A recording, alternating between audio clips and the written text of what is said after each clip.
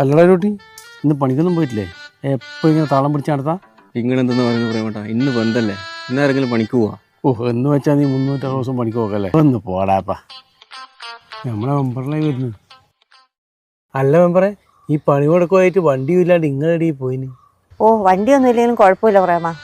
മെമ്പറെ, ഈ പണി മുടക്കിനോടും ബന്ധനോടും നമുക്ക് നല്ല യോജിപ്പാ. എന്നാലും ഈ വണ്ടീനെ അതിനകത്തൊന്നും ഒഴിവായിക്കോട്ടെ.